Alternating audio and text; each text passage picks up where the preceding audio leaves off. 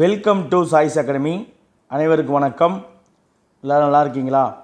இந்த வீடியோ பதிவில் வந்து நம்ம 60 டேஸ் ஸ்டடி பிளானில் இருக்கக்கூடிய ஐஎன்எம் பாடங்கள் பார்த்துட்ருக்கோம். அதன் அடிப்படையில் 12th 4th லெசனாக இருக்கக்கூடிய காந்தியடிகள் தேசிய தலைவராக உருவெடுத்து மக்களை ஒன்றிணைத்தல் அந்த பாடத்தினுடைய 3ஆம் பாகம் தான் வந்து நம்ம பார்க்க போகிறோம். இதற்கு முன்னதாக வந்து 2 பாகங்கள் வந்து நம்ம கொடுத்துருக்கோம். அதில் இருக்கக்கூடிய தகவல்கள் எல்லாத்தையுமே ஒரு முறை பார்த்துட்டிங்கன்னா, அந்த வீடியோவை பார்த்துட்டிங்கன்னா உங்களுக்கு ரொம்ப யூஸ்ஃபுல்லாகவே இருக்கும். சரிங்களா? இப்போ வந்து நம்ம 3ஆம் பாகத்தை பார்த்துடலாம். 3ஆம் பாகம் வந்து நமக்கு எதிலிருந்து தொடங்குது அப்படின்னு பார்த்தீங்கன்னா, சைமன் குழு, நேரு அறிக்கை, லாகூர் காங்கிரஸ், இது தொடர்பான இந்த 4.6லேருந்து ஸ்டார்ட் ஆகுது. 1929-30 இந்த வருஷங்களில் வந்து பிரிட்டனுக்கு வந்து என்ன இருந்துச்சுன்னா, இந்தியாவிற்கான அரசியல் சாசன சீர்திருத்தங்கள் வந்து கொடுக்க வேண்டிய நிலை இருந்துச்சு. 1919 இந்திய கவுன்சில் சட்டம் இயற்றப்பட்டிருக்கும் இல்லையா, அதில் இருக்கக்கூடிய நிறை குறைகள் இந்தியாவில் அதெல்லாம் கரெக்டாக அமல்படுத்தப்படுதா அப்படின்னு சொல்லி அதெல்லாம் பரிசீலித்து அதில் சில சீர்திருத்தங்கள் செய்யணும். 10 ஆண்டுகள் கழித்து சீர்திருத்தம் செய்யணும். அதற்காக ஒரு குழு அமைக்கப்படும் அப்படின்னு ஆல்ரெடி சொல்லியிருப்பாங்க. ஸோ 1929 அதன் அடிப்படையில் என்னது குழுவானது அமைக்க வேண்டிய நிலை இருந்துச்சு. ஆனால் பிரிட்டனில் பொது தேர்தல்கள் ஏற்பட்ட காரணத்தால் 1927ஆம் ஆண்டே என்னது இந்தியாவிற்கான அரசியல் சாசன சீர்திருத்த கமிட்டியானது ஜான் சைமன் அவர்கள் தலைமையில் அமைக்கப்பட்டிருக்கும். அதன் அடிப்படையில் தான் வந்து என்னது சட்ட உருவாக்க குழுவான இந்த சைமன் குழு அப்படிங்கிறது நிறுவப்பட்டது. இந்த குழுவினுடைய தலைவர் சைமன் அவர்கள் தான். அதனால் இந்த குழு வந்து சைமன் குழு அப்படின்னு சொல்லி அழைக்கப்பட்டது. இந்த குழுவில் மொத்தம் 7 உறுப்பினர்கள் இருப்பாங்க. இதில் ஒருவர் கூட வந்து என்னது இந்தியராக இருக்க மாட்டாங்க. அனைவருமே வெள்ளையராக இருந்த காரணத்தால் இந்திய மக்கள் வந்து இதை வந்து அவர்களுக்கு அவமானமாக கருதினாங்க. அதாவது இந்தியாவுக்கான அரசியல் சாசனத்தில் எழுதுறதுக்கு இந்தியர்களுக்கு இடம் இல்லையா அப்படின்னு சொல்லி அவமானமாக பார்த்தாங்க. அதன் காரணமாக ஒவ்வொரு வருடமும் இந்திய தேசிய காங்கிரஸுடைய மாநாடு நடக்கும் இல்லையா, அப்படி 1927ஆம் ஆண்டு டிசம்பர் மாதம் சென்னையில் இந்திய தேசிய காங்கிரஸுடைய மாநாடானது கூடுது. அந்த மாநாட்டில் என்ன முடிவு எடுக்கிறாங்க அப்படின்னு பார்த்தீங்கன்னா, இந்த சைமன் குழுவை வந்து புறக்கணிக்கணும் அப்படின்னு சொல்லி முடிவு செய்யப்படுது. இந்த காங்கிரஸினுடைய முடிவை அப்போது இருந்த இந்து மகாசபையும் முஸ்லீம் லீக் அமைப்பு என்ன பண்ணுறாங்க, இந்த முடிவுக்கு ஆதரவு தர்றாங்க. இந்தியா தொடர்பான காலனி ஆதிக்க மனப்பான்மைக்கு சவால் விடுக்க பெரும்பான்மையான கட்சிகள் எல்லாருமே இதற்கு என்ன செய்கிறாங்க, ஒப்புதலை தர்றாங்க. இதனுடைய முடிவாக என்ன நடக்குது அப்படின்னா, 1928 அனைத்து கட்சி கூட்டம் ஒன்று நடக்குது. அந்த அனைத்து கட்சி கூட்டத்தில் என்ன சொல்கிறாங்க, இந்தியாவிற்கான அரசியல் சாசனத்தை இந்தியர்களே எழுதணும், அதற்கான ஒரு வரையறையை அமைக்கணும் அப்படின்னு சொல்லி ஒரு கமிட்டி ஃபார்ம் பண்ணுறாங்க. அந்த கமிட்டியினுடைய தலைவர் யாருன்னா மோதிலால் நேரு அவர்கள் தலைமையில் ஒரு அறிக்கையானது வெளியிடுறாங்க. எதுக்கு, இந்தியாவுக்கான அரசியல் சாசனத்தை இந்தியர்களே எழுதி என்னென்ன மாதிரியான மாற்றங்கள் வேணும் அப்படின்னு சொல்லி ஒரு அறிக்கையை வெளியிடுறாங்க.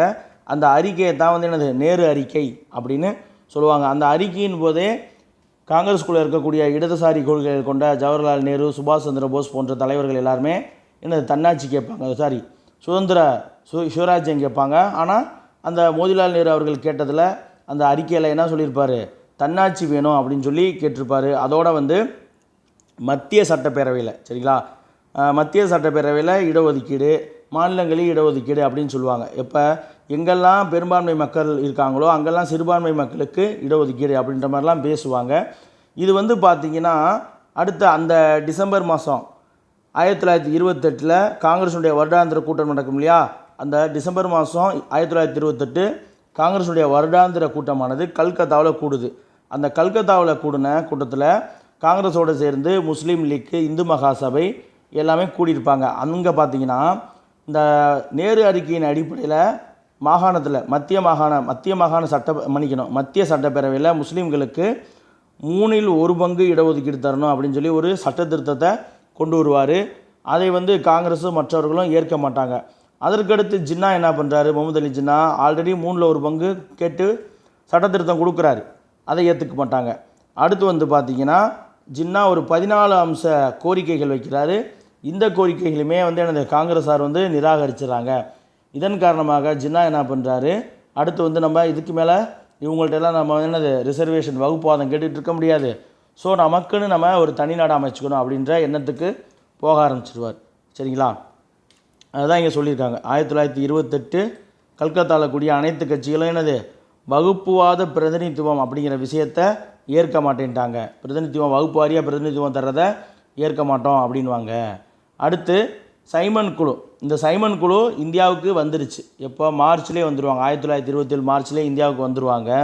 சைமன் குழு வந்து என்னது இந்தியாவுக்கு வந்ததை தொடர்ந்து இந்த சைமன் குழுவை எதிர்க்கணும் அப்படின்னு சொல்லி 1927 அந்த மாநாட்டிலே வந்து தீர்மானம் வேறு நிறைவேற்றிருப்பாங்களா. அப்போ பல்வேறு இடங்களில் இந்த சைமன் குழுவை எதிர்க்கக்கூடிய விதமாக ஆர்ப்பாட்டங்கள் வந்து என்னது நடத்தப்பட்டிருக்கும். எங்கே சைமன் குழு போனாலுமே அங்கே ஆர்ப்பாட்டங்கள் நடத்தப்படும். சைமனே திரும்பிப்போ அப்படிங்கிற முழக்கம் வந்து காதை பிளக்கக்கூடிய அளவுக்கு கேட்டது. இந்த போராட்டமானது இந்திய மக்கள் அடுத்த கட்ட போராட்டத்திற்கு, சரிங்களா, போராட்டத்தினுடைய அடுத்த கட்டத்துக்கு மக்கள் தயாராகி வர்றதை இந்த இயக்கம் வந்து இந்த போராட்டமானது எடுத்துக்காட்டுது. அதை தொடர்ந்து கல்கத்தாவில் டிசம்பர் மாதம் 1928 கல்கத்தாவில், சரிங்களா, நம்ம ஏற்கனவே பார்த்தோம் 28 காங்கிரஸ் மாநாடு கூடுச்சு இல்லையா. அந்த காங்கிரஸ் மாநாடு என்ன சொல்கிறாங்க அப்படின்னா, இடதுசாரி காங்கிரஸ்குள்ளேயே இருக்கக்கூடிய இடதுசாரிகளை, இளைஞர்களை வந்து சாந்தப்படுத்தணும் அப்படிங்கிறதுக்காக அடுத்த ஆண்டு நடக்க போகிற, அதாவது 1929ஆம் ஆண்டு நடக்க போகிற இந்திய தேசிய காங்கிரஸ் மாநாட்டிற்கு ஜவஹர்லால் நேரு அவர்கள் தேர்ந்தெடுக்கப்படுவார். யார் தலைவராக தேர்ந்தெடுக்கப்படுவார் அப்படின்னு அறிவிக்கப்பட்டது. 1929 நடக்க போகிற மாநாட்டுக்கு ஜவஹர்லால் நேரு வந்து தலைவராக தேர்ந்தெடுக்கப்படுவார் அப்படின்னு சொல்லி அறிவிக்கிறாங்க. இந்த 1928 காங்கிரஸ் மாநாட்டுக்கு தலைமை வகித்தவர் யார் அப்படின்னு பார்த்தீங்கன்னா மோதிலால் நேரு. ஜவஹர்லால் நேருடைய அப்பாவான மோதிலால் நேரு அவர்கள், அவரை தொடர்ந்து அவரது மகனான ஜவஹர்லால் நேரு அவர்கள் 1929 நடைபெற்ற லாகூர் காங்கிரஸ் மாநாட்டுக்கு தலைமை வகித்திருப்பார். சரிங்களா, லாகூர் காங்கிரஸ் மாநாட்டுக்கு தலைமை வகித்திருப்பார். இந்த லாகூர் காங்கிரஸ் மாநாட்டில் தான் பூரண சுயராஜ்ய நாளை வந்து ஜவஹர்லால் நேரு அவர்கள் வந்து அறிவிப்பார். சரிங்களா, பாருங்கள், இந்திய விடுதலை மற்றும் காங்கிரஸுடைய வரலாற்றில் காங்கிரஸ் கட்சியினர் வந்து லாகூர் மாநாடு வந்து மிக சிறப்பு வாய்ந்த ஒரு மாநாடு. சரிங்களா, இந்திய விடுதலை மற்றும் காங்கிரஸுடைய வரலாற்றிலேயே காங்கிரஸ் கட்சியினுடைய 1929ஆம் ஆண்டு லாகூர் மாநாடு வந்து மிக சிறப்பு வாய்ந்த ஒரு மாநாடாக இருக்குது. ஏன் அப்படின்னா, பூர்ண சுயராஜ்யம் அடைவது, அதாவது முழுமையான சுதந்திரம் அடைவது அப்படிங்கிறத குறிக்கோளாக காங்கிரஸ் கட்சி வந்து இந்த மாநாட்டில் தான் அறிவிக்கிறாங்க. எப்போ அப்படின்னு பார்த்தீங்கன்னா 1929 30-31 தான் வந்து டிசம்பர் மாதம் 30-31 மாநாடு நடக்கும். 1929 டிசம்பர் 31 லாகூரில் இருக்கக்கூடிய ராவி நதிக்கரையில் மூவர்ண கொடியை ஜவஹர்லால் நேரு அவர்கள் ஏற்றார். சரிங்களா, ஏற்றிட்டு என்ன சொல்கிறாரு, ஒவ்வொரு ஆண்டும் ஜனவரி 26ஆம் நாளை வந்து விடுதலை நாளாக கொண்டாடணும் அப்படின்னு சொல்லி இந்த லாகூர் மாநாட்டில் முடிவு செய்யப்பட்டது. அதை தொடர்ந்து சட்ட மறுப்பு இயக்கம் காந்தியடிகளுடைய தலைமையில் தொடங்கப்படும் அப்படின்னு சொல்லி இந்த லாகூர் காங்கிரஸ் மாநாடு என்ன பண்ணுறாங்க, அறிவிக்கிறாங்க. ஏன் இந்த சட்ட மறுப்பு இயக்கம் தொடங்கப்படும் அப்படின்ட்டாங்கன்னா, ஏற்கனவே வந்து நம்ம நேரு அறிக்கையில் டொமினியன் அந்தஸ்து வேணும் அப்படின்னு சொல்லி அறிக்கையில் கேட்டிருப்பாங்க. இந்த மாநாட்டில் டொமினியன் கொடுக்காதனால இடதுசாரிகளான நேருவும் சுபாஷும் என்ன பண்ணுறாங்க, பூர்ண சுயராஜ்யத்தை அறிவிக்கிறாங்க. அப்போ காந்தி என்ன சொல்கிறாரு, இந்த கோரிக்கைகள் எல்லாத்தையும் 1930 சரிங்களா ஜனவரி 31க்குள்ளே அரச பிரதிநிதி வந்து இதை வந்து அங்கீகரிக்கணும் அப்படின்னு சொல்லி ஒரு காலக்கெடு விதிக்கிறார் காந்தி. அப்படி காலக்கெடு விதிக்கலைன்னா சுயராஜ்யத்தை நான் கேட்குறேன் அப்படின்னு சொல்லி அதற்காக சட்ட மறுப்பு போராட்டத்தை நான் தொடங்குறேன்னு காந்தி சொல்கிறார். அதை அடுத்து தான் இந்த முடிவானது எடுக்கப்பட்டது. அப்போ 1930 ஜனவரி 31க்குள்ளே அரச பிரதிநிதி அப்போ இர்வின் இருப்பார். இர்வின் வந்து எந்த விதமான பதிலுமே சொல்ல மாட்டார். அதனால தான் காந்தியடிகள் என்ன பண்ணுறாரு, சட்ட மறுப்பு இயக்கத்தை தொடங்குறாரு. சட்ட மறுப்பு இயக்கத்தை தொடங்கினோடனே எந்த சட்டத்தை முதல்ல மறுக்கலாம் அப்படின்னு சொல்லி பார்க்கும் பொழுது என்ன முடிவு பண்ணுறாங்கன்னா, உப்பு காய்ச்சற சட்டம் இருக்கு இல்லையா, உப்பு எடுக்கிறதுக்கு தடை விதித்திருந்தாங்க. அதை வந்து நம்ம என்ன பண்ணலாம், மீறலாம்னு சொல்லி முடிவெடுக்கிறாங்க. அதை வந்து ஒரு அறிவுபூர்வமான போராட்டமாகவும் எல்லாரும் பார்த்தாங்க. ஏன்னா பிரிட்டனுடைய காலனி ஆதிக்கத்தினுடைய எக்கனாமிக்கில் வந்து என்ன பண்ணுறாங்க, கை வைக்கிறதா பார்க்குறாங்க. சரிங்களா, அடுத்து போகலாமா. அடுத்து வந்து நேரடியாக தண்டி யாத்திரை. அப்போ அரச பிரதிநிதி வந்து எந்த பதிலும் சொல்லலை, லாகூர் மாநாட்டுடைய தீர்மானத்துக்கு எந்த பதிலும் சொல்லலை, காலக்கெடுவும் தாண்டி போயிடுது. காந்தி என்ன பண்ணுறாரு, சட்ட மறுப்பு போராட்டத்தை தொடங்குறாரு. அப்போ இந்த சட்ட மறுப்பு இயக்கத்தினுடைய ஒரு பகுதியாக தான் காந்தியடிகள் என்ன பண்ணுறாரு, தண்டி யாத்திரையை அறிவிக்கிறாரு. அனைவருக்குமே அவசியமான பொருளாக இருக்கக்கூடியது உப்பு. அந்த உப்பின் மீது அநியாயமாக வரி விதிக்கப்பட்டதை எதிர்த்து தான் இந்த ஆர்ப்பாட்டம் வந்து நடந்துச்சு. காலனி ஆதிக்க அரசு உப்பின் மீது வரி விதித்ததோடு மட்டும் இல்லாமல் அதனுடைய ஆளுமை செலுத்தி வந்துச்சு. அந்த உப்பின் மீது என்னது ஆளுமையும் செலுத்தி வந்துச்சு. காந்தி என்ன பண்ணுறாரு, அவருடைய சமர்பதி ஆசிரமத்தில் இருந்து குஜராத்தினுடைய கடற்கரை ஓரம் இருக்கக்கூடிய நகரமான தண்டி வரைக்கும், சரிங்களா, அதில் வந்து 249 மைல்னு சொல்லி பார்த்துருப்போம். இதில் வந்து கிலோமீட்டர் கொடுத்துருக்காங்க பாருங்கள். ரெண்டையுமே நம்ம தெரிஞ்சு வச்சுக்கணும். 375 கிலோமீட்டர் தொலைவுக்கு அவருடைய 61 வயசில், சரிங்களா, 24 நாளில் நடந்து போயிருப்பார் அப்படின்னு சொல்லி 10th புக்கில் கொடுத்துருப்பாங்க. 375 கிலோமீட்டர் தொலைவுக்கு தண்டி யாத்திரை வந்து என்னது நடைபெற்றது. என்னைக்கு அப்படின்னா 12 மார்ச் 1930 வந்து என்னது காந்தியடிகள் தனது புகழ்பெற்ற தண்டி யாத்திரையை வந்து தொடங்குறாரு. சரிங்களா. அதனைத் தொடர்ந்து அனைத்து பகுதிகளையும் சமூக குழுக்களை சேர்ந்த 78 தொண்டர்கள் வந்து என்ன பண்ணுறாங்க, காந்தியுடன் இந்த சமர்மதி டு தண்டி வரைக்குமான உப்பு சத்தியாகிரக யாத்திரையில் பங்கெடுக்கிறாங்க. தொடர்ந்து ஆர்வமிக்க இளைஞர்களும் போராட்ட குணம் கொண்ட மக்களும் தொடர்ந்து சேர்ந்து இந்த தொண்டர்களுடைய எண்ணிக்கையானது என்னது அதிகரிச்சுக்கிட்டே போகுது.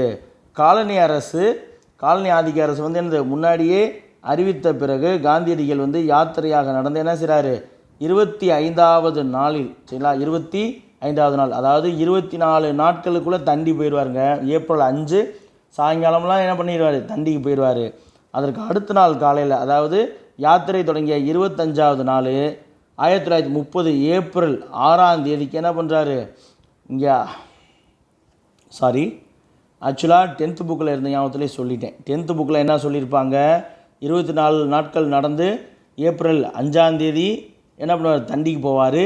ஏப்ரல் 6ஆம் தேதி என்ன செய்வார், உப்பை கையில் எடுப்பார் அப்படின்னு சொல்லியிருக்காங்க. 12th புக்கில் வந்து பாருங்கள், 25வது நாளில் ஏப்ரல் 6ஆம் தேதி வந்து என்னது தண்டிக்கு போயிருப்பார் அப்படின்னு சொல்லி கொடுத்துருக்காங்க. ஸோ நம்ம வந்து எப்போவுமே ஹையர் ஸ்டாண்டர்ட் புக்கில் இருக்கிற ஆன்சர்ஸ் தான் எடுத்துக்கணும். இன்னொன்று வந்து என்னென்னா, கொஸ்டின் எடுக்கிறவங்க இப்போ இந்த உங்களுக்கு சொல்லிட்டேன், 10th புக்கில் இப்படி இருக்குது, 12th புக்கில் இப்படி இருக்குன்னு நீங்களும் படிச்சிருப்பீங்க. ஸோ எந்த புக்கிலேருந்து கேள்வியானது கேட்கப்பட்டிருக்கு அப்படிங்கிறத அதில் இருக்கக்கூடிய ஆப்ஷனை வச்சு நம்ம தெரிஞ்சுக்கணும். சரிங்களா, அதில் இருக்கக்கூடிய ஆப்ஷனை வச்சு தெரிஞ்சுக்கணும். அப்போ தான் வந்து நமக்கு அந்த கேள்விக்கு சரியான விடையை வந்து நம்ம சொல்ல முடியும். 10th வந்து கம்மியாக இருக்குது அப்படின்னா 12th இருக்குல்ல, இப்போ ஒருவேளை இந்த கேள்வி 12th எடுத்துட்டாங்க அப்படின்னா எனது ஆன்சரு ஏப்ரல் 6 தான் வந்திருக்கும். இல்லை ஒருவேளை 10th எடுத்தாங்கன்னா ஏப்ரல் 6ஆம் தேதி உப்பை கையில் எடுத்தார், 5ஆம் தேதி போனார் அப்படின்னு சொல்லி இருக்கும். சரிங்களா. ஸோ அதை மட்டும் கிளாரிஃபை பண்ணிக்கோங்க. இந்த நடைபயணத்தினுடைய முழுமையான காலத்தில் வந்து முழு உலகத்தினுடைய கவனத்தையுமே என்னது ஈர்க்கக்கூடிய வகையில் பத்திரிகைகள் இது பற்றிய செய்திகளை வந்து என்னது வெளியிட்டுக்கிட்டே இருந்தாங்க. ஒரு புடி உப்பை கையில் அள்ளி உப்புக்கு வரி செலுத்தக்கூடிய சட்டத்தை காந்தி என்ன பண்ணுறாரு, தவிடு பொடியாக்கிட்டார். அடக்குமுறை சார்ந்த காலனி ஆதிக்க அரசு என்ன செய்கிறாங்க மற்றும் அதனுடைய அநியாய சட்டங்களுக்கு எதிராக இந்தியர்கள் ஒன்று திரண்டு அவற்றை வந்து ஏற்க மறுப்பதனுடைய அடையாளமாக காந்தியினுடைய இந்த தண்டி யாத்திரை நிகழ்வானது அமைந்தது. காந்தியடிகள் தண்டிக்கு போகும்பொழுது அவருடன் இருந்த பெண் யார் அப்படின்னு கேட்டாங்கன்னா கவிக்குயில் சரோஜினி நாயுடு அவர்கள். சரிங்களா, ரொம்ப முக்கியம். அதனைத் தொடர்ந்து மாகாணங்கள்லேயும் உப்பு சத்தியாகிரகமானது, அதாவது உப்பை எடுக்கக்கூடிய போராட்டங்களானது நடைபெற்றது. அதன் அடிப்படையில் கேரளாவில், ஆந்திராவில், தமிழ்நாட்டில் வந்து 2 இடத்துல நடக்கும். சென்னையிலையும் நடக்கும், திருச்சியிலையும் நடக்கும். சரிங்களா. இப்போ வந்து நம்ம திருச்சியில் நடைபெற்ற வேதாரண்ய உப்பு சத்தியாகிரகத்தை பற்றி பார்க்க போகிறோம். பார்ப்போமா. தமிழ்நாட்டில் வந்து ராஜாஜி அவர்கள் தலைமையில் உப்பு சத்தியாகிரக யாத்திரை வந்து வேதாரண்யம் நோக்கி நடந்தது. திருச்சிராப்பள்ளியில் இந்த யாத்திரை வந்து தொடங்கி 150 மைல்கள் தொலைவில் அப்போது 150 மைல்கள் தொலைவில் அப்போதைய தஞ்சாவூர் மாவட்டத்தினுடைய, சரிங்களா, அப்போது வந்து அது தஞ்சாவூர் மாவட்டத்தில் இருந்த வேதாரண்யம் வரைக்கும் இந்த நடைபயணம் வந்து மேற்கொள்ளப்பட்டது. தமிழ்நாடு காங்கிரஸ் கட்சியினுடைய தலைவராக அப்போது ராஜாஜி அவர்கள் தான் இருந்திருப்பார். 1930 தமிழ்நாடு காங்கிரஸ் கட்சியினுடைய தலைவராக இருந்தவர் யார், ராஜாஜி அவர்கள். அவர்களுடைய தலைமையில் தான் இந்த வேதாரண்ய உப்பு சத்தியாகிரகமானது நடைபெற்றது.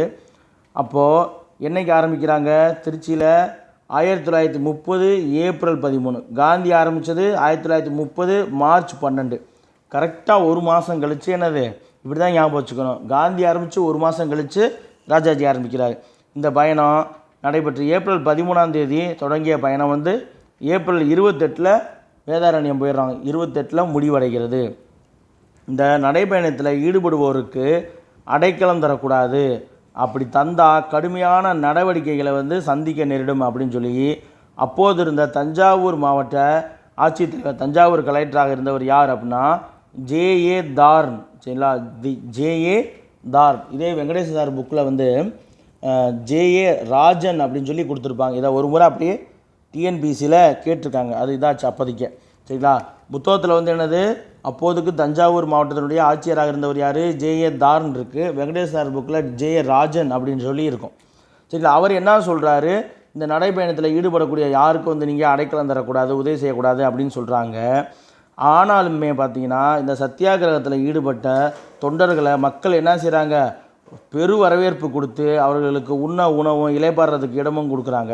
இதனால் யாரெல்லாம் உணவு உறைவிடமும் கொடுக்க தைரியத்துடன் முனைந்தார்களோ அவர்கள் மீது கடுமையான நடவடிக்கைகளானது எடுக்கப்பட்டது.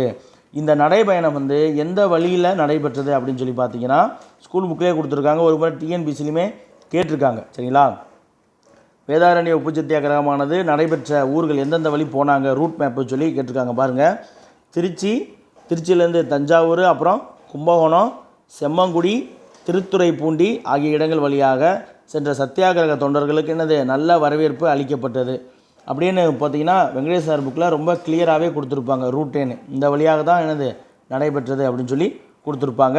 திருச்சியில் வந்து டிஎஸ்எஸ் ராஜன் அவர்கள் இல்லத்தில் தான் வந்து இந்த உப்பு சத்தியாகிரக பயணமானது தொடங்கியது.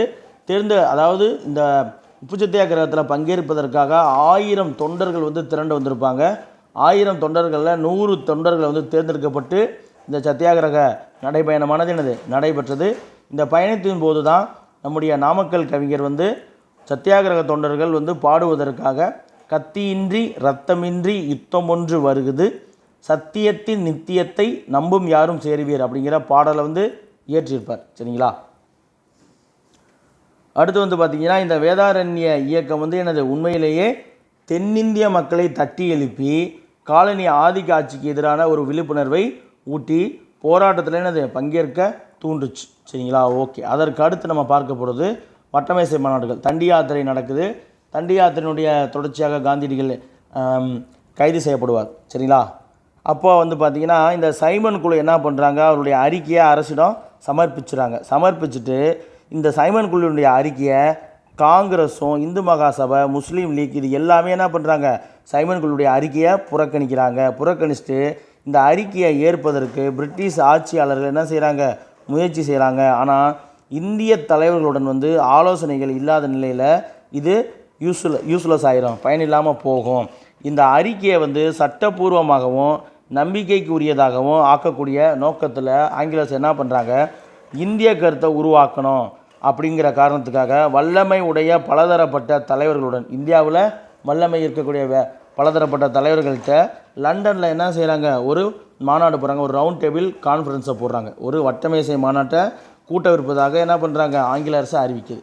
அப்போ வட்டமேசை மாநாடுகள் கூட்டப்படுவதற்கான காரணங்கள் என்னென்ன அப்படின்னு சொல்லி பார்த்தீங்கன்னா சைமன் குழுவினுடைய அறிக்கையை சட்டப்பூர்வமானதாக மாற்றணும் அப்படிங்கிற நோக்கத்துக்காகவும் நம்பிக்கைக்குரியதாக ஆக்கணும் அப்படின்ற நோக்கத்துக்காக இந்திய மக்களுடைய கருத்தை உருவாக்கணும் அப்படின்ட்டு இந்தியாவில் இருக்கக்கூடிய என்னது புகழ் வாய்ந்த பிரபலமடைந்த தலைவர்கள்ட்ட எல்லாத்தையும் வந்து என்னது ஒரு பேச்சுவார்த்தை நடத்தலாம், எங்கே லண்டனில் பேச்சுவார்த்தை நடத்தலாம் அப்படின்னு சொல்லி தான் இந்த வட்டமேசை மாநாட்டை கூட்ட போகிறோம் அப்படின்னு சொல்லி பிரிட்டன் அரசு அறிவிக்கிறாங்க. ஆனால் இங்கே இருக்கக்கூடிய தேசியவாத தலைவர்கள் எல்லாருமே சுதந்திரம் நாங்கள் வாங்கியே தருவோம் அப்படின்ற கருத்தில் மிக ஆர்வமாகவும் உறுதியாக இருந்தாங்க. இந்த மாநாட்டை என்ன செய்கிறாங்க, புறக்கணிக்க போவதாக காங்கிரஸ் கட்சி என்ன செய்யுது, அறிவிக்குது.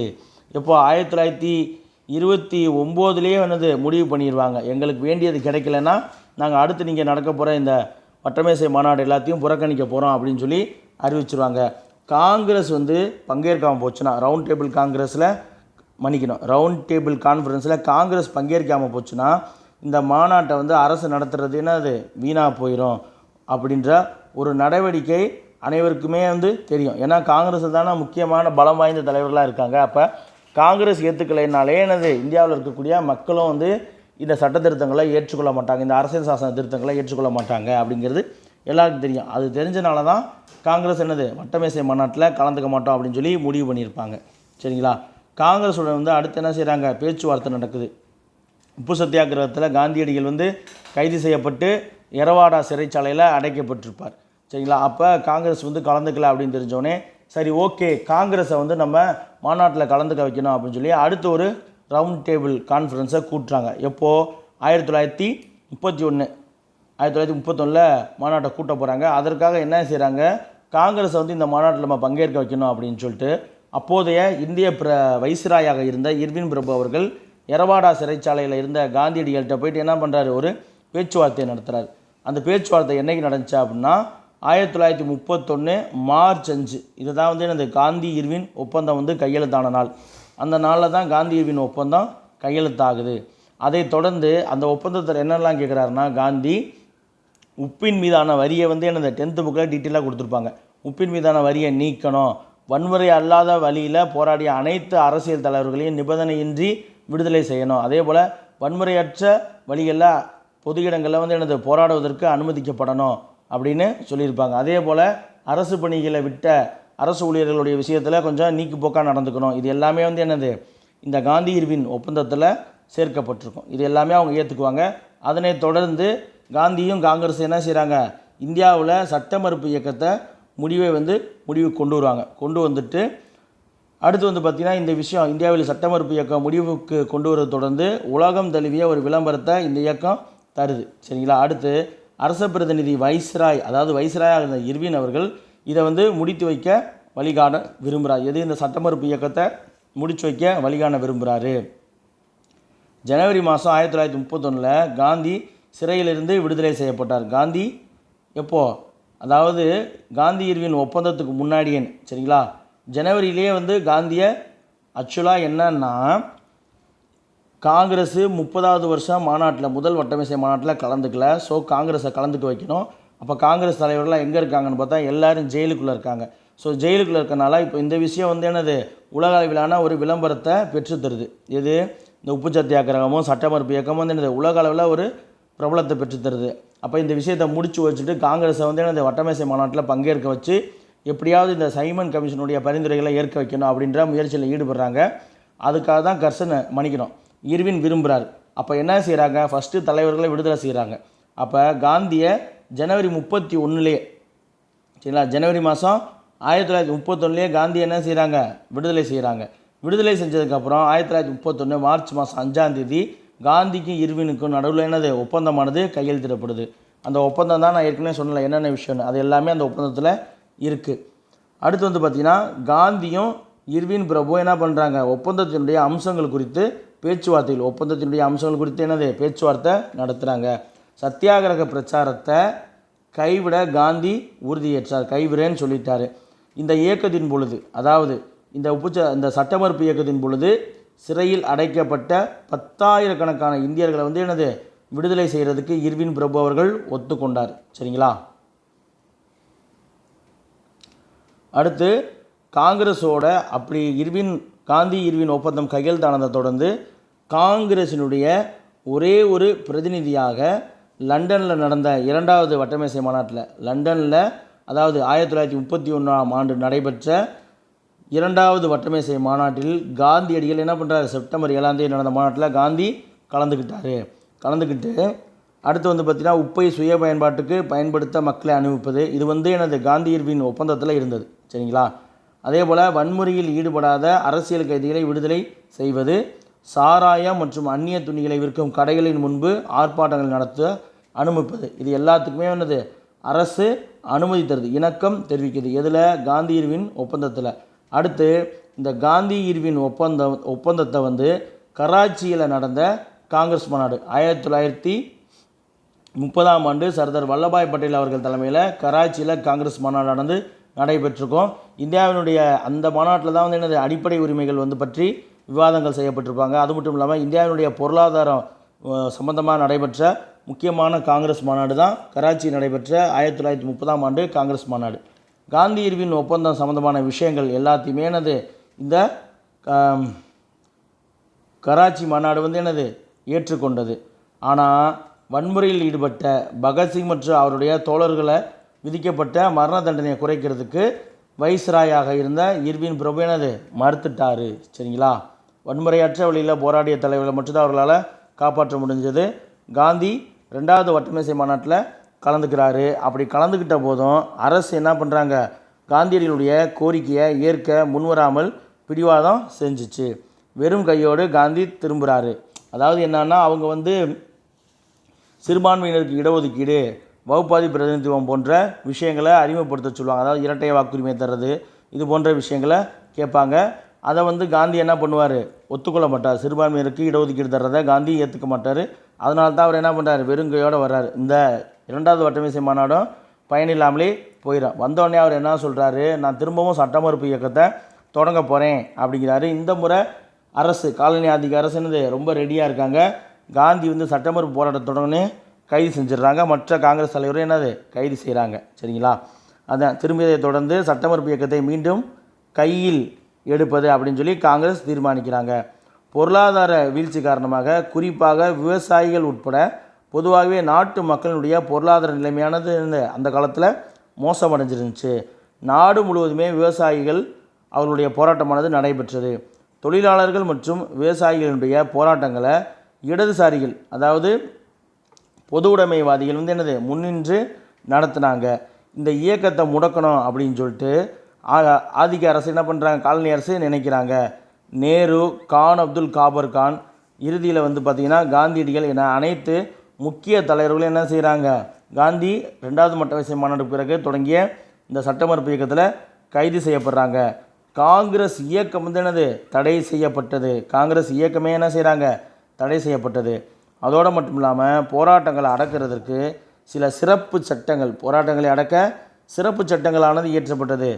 சுமார் 1,00,000 ஆர்ப்பாட்டக்காரர்கள் கைது செய்யப்பட்டு தேசியவாதம் தொடர்பான பிரசுரங்கள் அனைத்துமே சட்டத்துக்கு புறம்பானவை. அதாவது 1,00,000 ஆர்ப்பாட்டக்காரர்கள் கைது செய்யப்பட்டாங்க. அதே போல் தேசியவாதம் குறித்து சொல்லக்கூடிய செய்தித்தாள்கள் இருக்குல்லையா, அதுதான் பிரசுரம் அப்படின்னு சொல்கிறாங்க. செய்தித்தாள்கள் எல்லாமே சட்டத்துக்கு புறம்பானவை அப்படின்னு சொல்லி அறிவிக்கப்பட்டு பறிமுதல் செய்யப்படுது.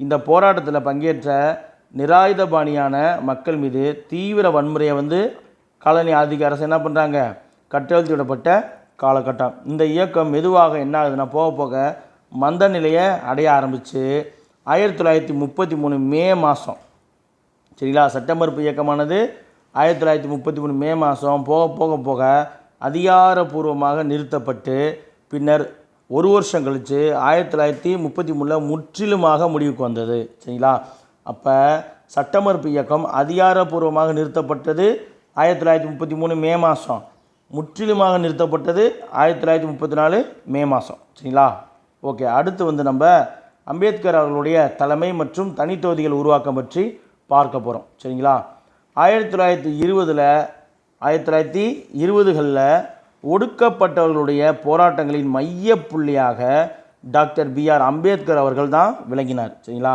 நாட்டினுடைய மையப்பகுதியில் தீண்டாமை கொடுமைக்கு உள்ளாக்கப்பட்ட மகர் ஜாதியில், மகர் இனம் அப்படின்ற ஒரு இனத்தில் இராணுவ வீரருடைய மகனாக டாக்டர் அம்பேத்கர் அவர்கள் பிறந்திருப்பார்.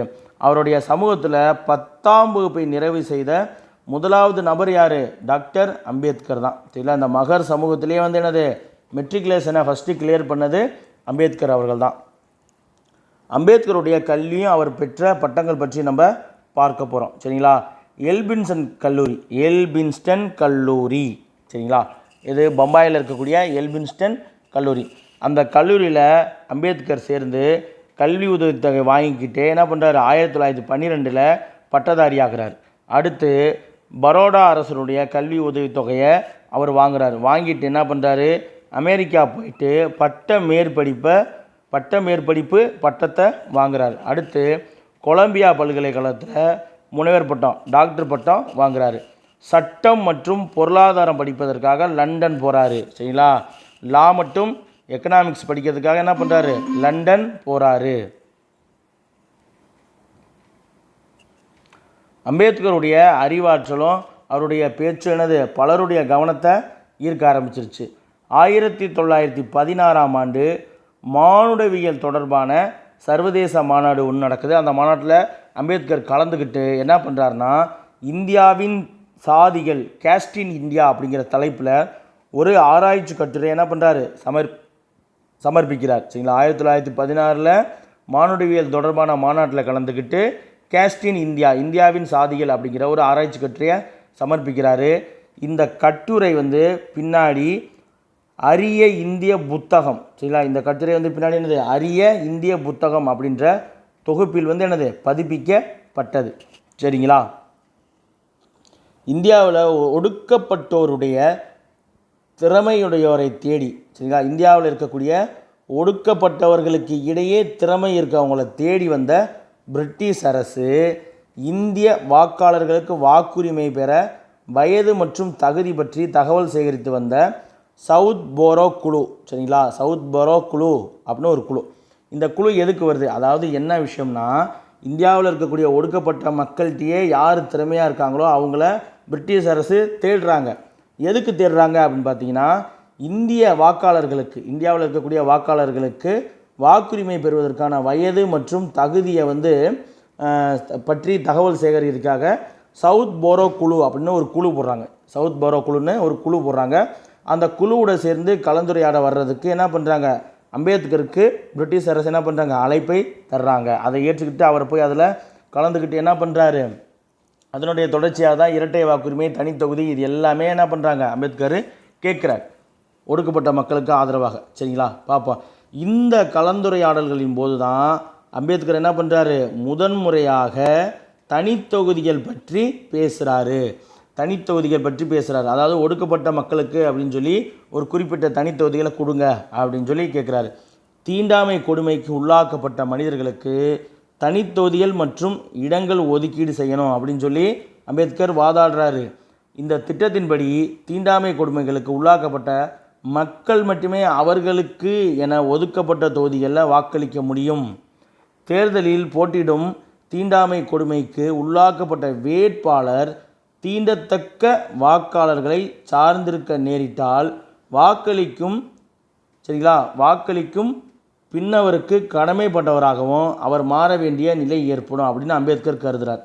அதாவதுங்க, அம்பேத்கர் வந்துட்டு ஏன் ஒடுக்கப்பட்ட மக்களுக்கு, தட் மீன்ஸ் ஷெட்யூல் காஸ்ட் பீப்புளுக்கு வந்துட்டு ஏன் வந்து அவர் தனித்தொகுதி கேட்குறாரு அப்படின்னா, இப்போ ஒரு காமன் தொகுதி, ஒரு பொது தொகுதியில் ஒரு ஷெட்யூல் காஸ்ட்டை சேர்ந்த ஒரு கேண்டிடேட் வந்து நிற்கிறாருன்னா, அவர் அந்த தொகுதியில் இருக்கக்கூடிய காமன் பீப்புள் அவர்களுடைய செயல்பாட்டுக்கும் அவருடைய எண்ணப்போக்குக்கும் இவர் வந்து என்ன பண்ணுறது, வளைந்து கொடுத்து போக வேண்டியது இருக்கும். இதே அந்த ஷெட்யூல் காஸ்ட் பீப்புள் வாழக்கூடிய பகுதியிலேயே அவர் தேர்ந்தெடுக்கப்பட்டால் அவர் வந்து என்னது, அந்த அங்கே இருக்கக்கூடிய பொது தொகுதியில் இருக்கக்கூடிய அந்த மற்ற மக்களுடைய விருப்பங்களுக்கு அவர் வந்து பெருசாக பணிய வேண்டியதில்லை. அந்த தீண்டத்தகாத கொடுமைகளுக்கு ஆட்பட்ட வேட்பாளர் வந்து என்னது, தீண்டத்தக்க வாக்காளர்களை வந்து சார்ந்திருக்க நேரிட்டால் அவர் என்ன, சரிங்களா, அதாவது அவங்கள அவர் சார்ந்திருந்தால் அவங்க நினச்சது கேட்டதெல்லாம் இவர் செய்ய வேண்டிய நிலை வரும். அதனால் வந்து இந்த ஒடுக்கப்பட்ட மக்களுக்கு அவர் செய்ய வேண்டிய விஷயங்களை, இப்போ அவங்க ஊருக்கு தண்ணி குழாய் போடணுன்னு இப்போ ஒரு குரூப் கேட்குறாங்க. அப்போ ஓட்டு வாங்கினவர் என்ன பண்ணுவார், இன்னொருத்த வந்து கொடுக்கூடாதுன்னு சொல்லும்போது அவன் 2 பேர்த்துக்குமே என்ன பண்ணுவான், 2 பேருமே ஓட்டு போட்டிருக்கனால 2 பேர் பேச்சும் கேட்க வேண்டிய சூழ்நிலைக்கு வரும். அப்படிங்கிறது தான் அம்பேத்கர் கருதி என்ன சொல்கிறார், நீங்கள் தனித்தொகுதி கொடுத்துருங்க சார், எங்களுக்கு வந்து அவங்களுக்கு கடமைப்பட்டவராக நாங்கள் அவங்களுக்காக எதுவும் செய்யணும் வைக்கணுங்கிற இது இருக்காது அப்படின்ற எண்ணத்தில் சொல்கிறாரு. அவர்கள் வந்து தீண்டாமை கொடுமைக்கு உள்ளாக்கப்பட்ட மக்களினுடைய நலனுக்காக சுதந்திரமாக பணியாற்ற முடியாது. புரியுதுங்களா. அப்போ தீண்டாமைக்கு உள்ளாக்கப்பட்ட மக்களுடைய நலன்களில் அந்த ஒரு ஒடுக்கப்பட்ட சமூகத்தை சேர்ந்த வேட்பாளர் ஒரு பொது தொகுதியில் நின்று ஜெயிச்சார்னா, அந்த பகுதியில் இருக்கக்கூடிய மற்ற பகுதியில் இருக்கக்கூடிய தீண்டாமை கொடுமைகளுக்கு உள்ளாக்கப்பட்ட மக்களுடைய நலன் சார்ந்த விஷயங்களில் அவர் என்னது சுதந்திரமாக செயல்பட முடியாது அப்படின்னு சொல்லி நினைக்கிறார். சரிங்களா.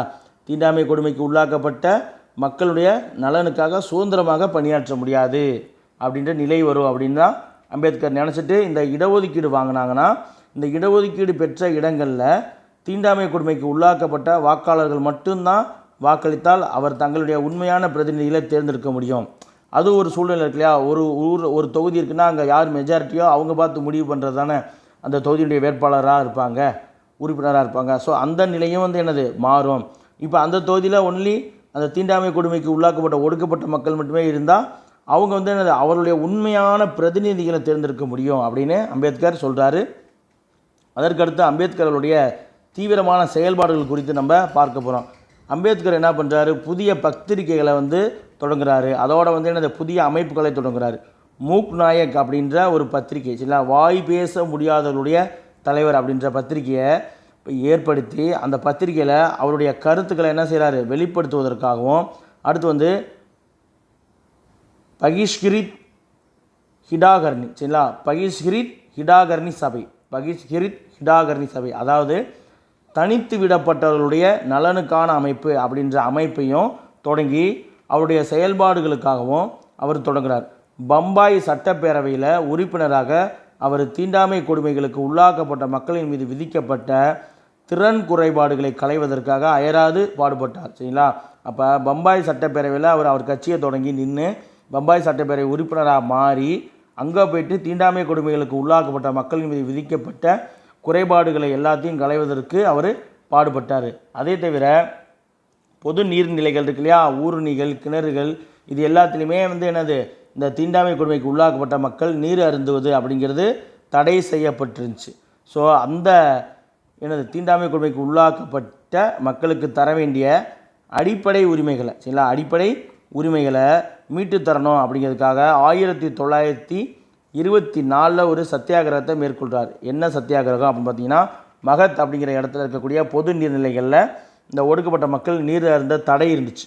அதை எதிர்த்து அவர் சத்தியாகிரக போராட்டத்தை தொடங்குறாரு. அதை தான் வந்து என்னது, அதற்காகத்தான் அவர் மகத் சத்தியாகிரகம் அப்படின்ற அமைப்பை தொடங்குறார். சரிங்களா, அம்பேத்கரோட அறிவாற்றல் மற்றும் பொது நடவடிக்கைகள் அனைவருடைய கவனங்களையும் ஈர்க்க ஆரம்பிச்சிருச்சு. இந்திய தேசிய காங்கிரஸ் என்ன பண்ணுறது மற்றும் காலனி ஆதிக்க ஆட்சியினுடைய அதிகாரிகளை குறிவைத்து அம்பேத்கருடைய நேரடி தாக்குதல்கள் இருந்துச்சு.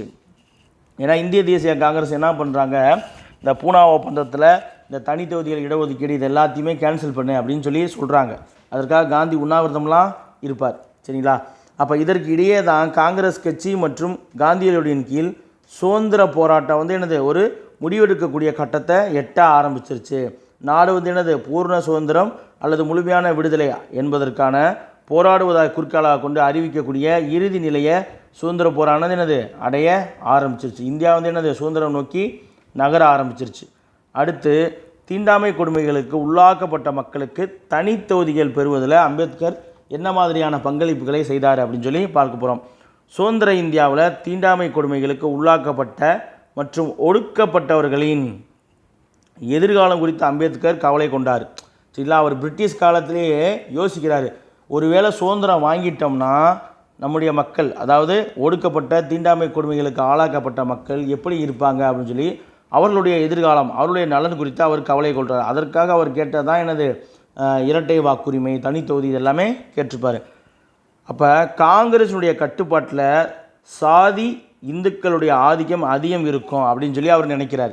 சரிங்களா, காங்கிரஸுடைய கட்டுப்பாட்டில் வந்து என்னது சாதி இந்துக்களுடைய ஆதிக்கமானது இருக்கும் அப்படின்னு அம்பேத்கர் கவலை அடைகிறாரு. அனைத்து கட்சி மாநாடுகள், சைமன் குழு, வட்டமேசை மாநாடு என அனைத்து இடங்களிலுமே அம்பேத்கர் என்ன பண்ணுறாரு, தனித்தொகுதிகள் வேணும் அப்படின்ற கோரிக்கையை மீண்டும் மீண்டும் வலியுறுத்திக்கிட்டே இருக்கார். தீண்டாமை கொடுமைக்கு உள்ளாக்கப்பட்ட மக்களுக்காக தனித்தொகுதிகள் தருவது தேசிய இயக்கத்தை வந்து என்னது மேலும் வலுவிழக்க செய்யும் அப்படின்னு காங்கிரஸும் காந்தியடிகளும் கவலைப்படுறாங்க. அப்போ இந்திய மக்களை ரெண்டாக பிரிச்சிடுறாங்க, தீண்டத்தகாதவர்கள் தீண்டத்தக்கவர்கள் சொல்லி ரெண்டாக பிரிச்சிட்டா போராட்ட காலத்துலேயும் அது வந்து ரிஃப்ளெக்ட் ஆகும். அப்போ மக்கள் எல்லோரும் ஒரே இடத்துல வந்து போராடும்போது அது தேசிய இயக்கத்தை வலுவிழக்க செஞ்சிடும் அப்படின்னு சொல்லி காங்கிரஸும் காந்தியும் நினைக்கிறாங்க. இதனால்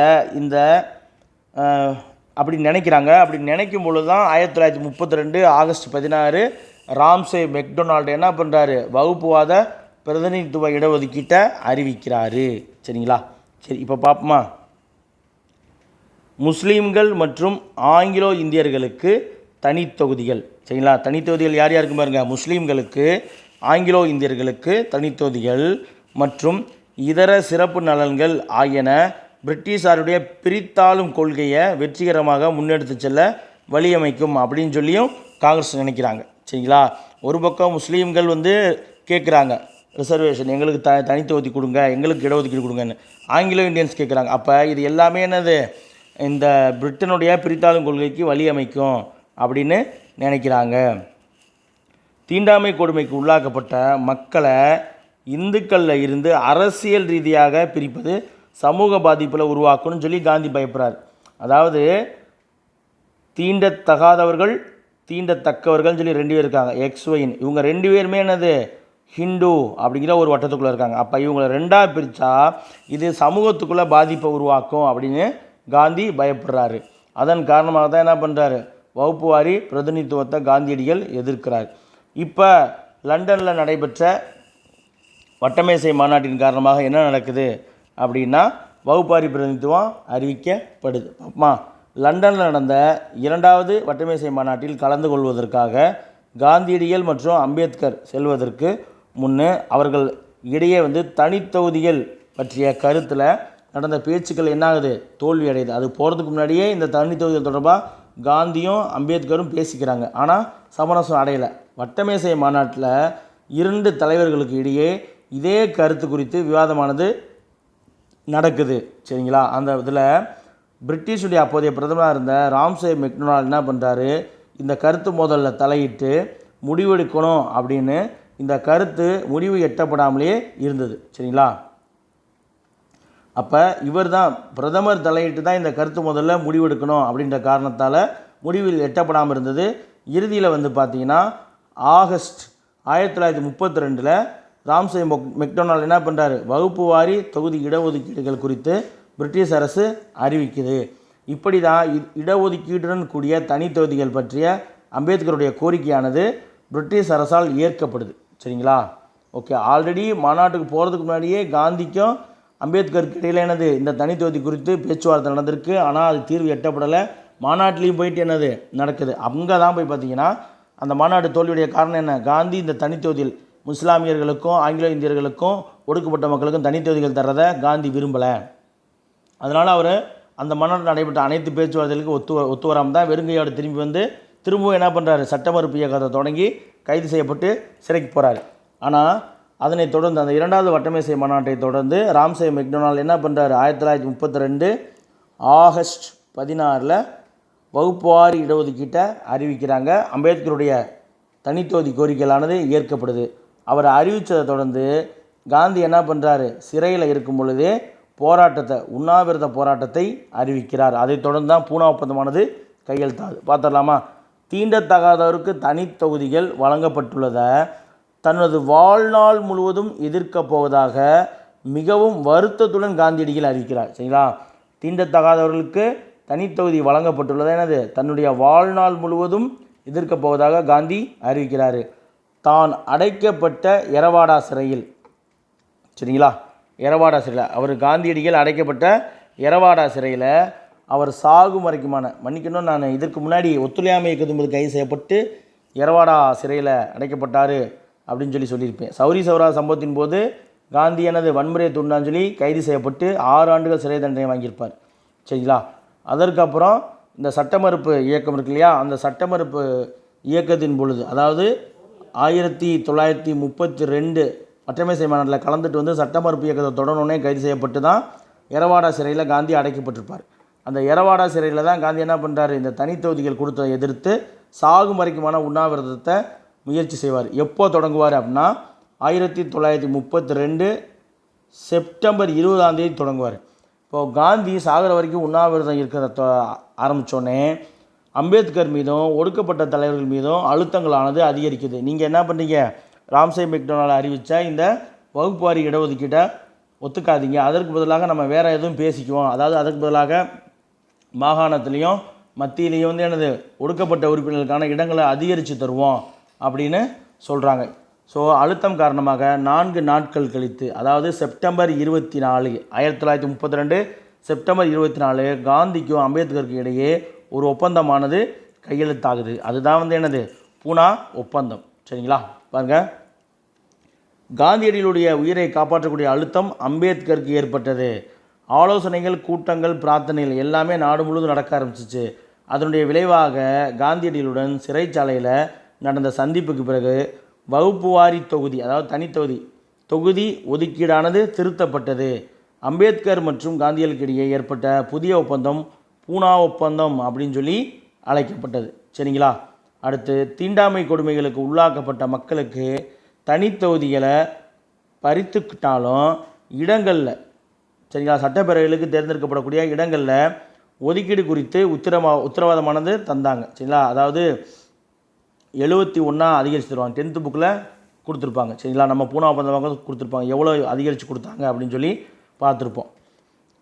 இடஒதுக்கீடு பெற்ற தொகுதிகள் என்ற சட்ட அம்சம் அரசியல் சாசனத்தில் என்னது சேர்க்கப்பட்டு திருத்தங்களானது செய்யப்பட்டது.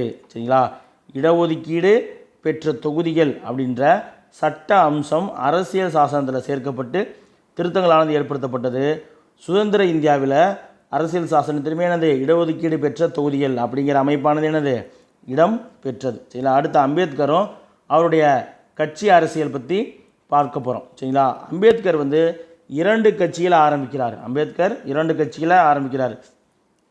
ஒன்று வந்து பார்த்திங்கன்னா 1937 சுதந்திர தொழிலாளர் கட்சியை துவங்குறாரு. 1937 வந்து என்ன பண்ணுறாரு, சுதந்திர தொழிலாளர் கட்சியை தொடங்கிறாரு. அடுத்து 1942 பட்டியல் இனத்தவர் கூட்டமைப்பை தொடங்குறாரு. 1937 சுதந்திர தொழிலாளர் கட்சி, 1942 பட்டியல் இனத்தவர் கூட்டமைப்பு. இந்த 2 கட்சிகளை வந்து அம்பேத்கர் தொடங்குறாரு.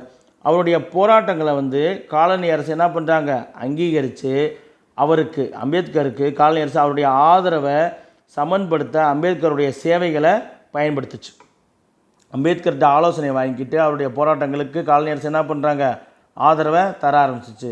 அதனுடைய விளைவாக 1942 ஆண்டு பாதுகாப்புத்துறையினுடைய ஆலோசனை குழுவில் உறுப்பினராக அம்பேத்கர் சேர்க்கப்பட்டார். சரிங்களா, 1942 ஆண்டு பாதுகாப்பு துறையினுடைய ஆலோசனை குழுவின் உறுப்பினராக அம்பேத்கர் என்ன பண்ணுறாங்க, அப்போ அவருடைய போராட்டங்களுக்கு என்ன செய்கிறாங்க, ஆதரவு கொடுத்துட்டு அம்பேத்கர்கிட்ட இந்த போல் வேலைகளை வாங்கிக்கிறாங்க. சரிங்களா, சில மாதங்களுக்கு கழித்து அப்போதைய அரச பிரதியினுடைய அமைச்சரவையிலுமே அமைச்சராக அம்பேத்கர் இடம் பிடித்தார். சரிங்களா, 1942 என்னது பாதுகாப்புத்துறையினுடைய ஆலோசனை குழுவின் உறுப்பினராக அம்பேத்கர் நியமிக்கப்பட்டிருப்பார்.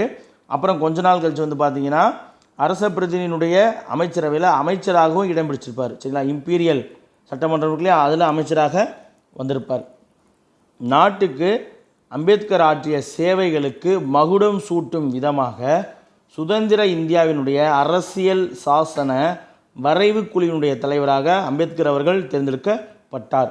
சுதந்திரம் பெற்ற பிறகு நேரு அவர்களுடைய அமைச்சரவையில் அம்பேத்கர் அவர்கள் அமைச்சராக இடம்பெற அழைக்கப்பட்டார். சரிங்களா, இதோடு வந்து நமக்கு இந்த பாடமானது முடியுது. சரிங்களா, ஓகே, தொடர்ந்து நம்ம இந்த பாடத்தை வந்து ஒரு 3 பாகமாக பார்த்துருப்போம். சரிங்களா, இந்த பாகம் தான் வந்து கொஞ்சம் ஸ்லோவாக நான் சொல்லியிருப்பேன்.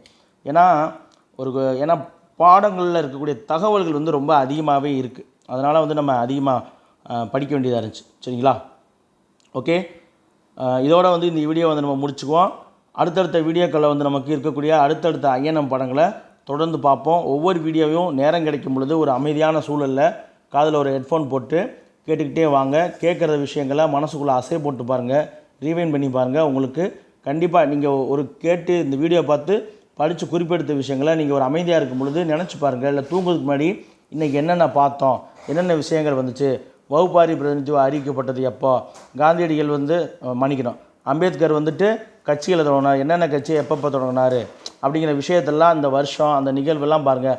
மகத் சத்தியாகிரகத்தை எதுக்காக பண்ணார், இப்படி ஒவ்வொரு விஷயங்களாக நீங்கள் நினச்சி பார்த்தீங்கன்னு வச்சுக்கோங்களேன், உங்களுக்கு இந்த பாடம் வந்து உங்களுடைய கற்பனை காட்சிகளாக நீங்கள் எந்த அளவுக்கு இந்த நடந்த நிகழ்வு இது எல்லாமே ஹிஸ்ட்ரி தான், இதில் எந்த மாற்றமும் இருக்காது. சரிங்களா, ஸோ அது நடந்ததை அப்படியே நம்ம சொல்கிறோம். அதை நீங்கள் உங்களுடைய கற்பனையில் அப்படியே உருவாக்கி ஒரு ஸ்டோரியாக நீங்கள் அப்சர்வ் பண்ணி வச்சிட்டிங்கன்னா உங்களுக்கு எப்போவுமே மறக்காது. சரிங்களா, அடுத்த ஒரு வீடியோவில் சந்திப்போம். நன்றி.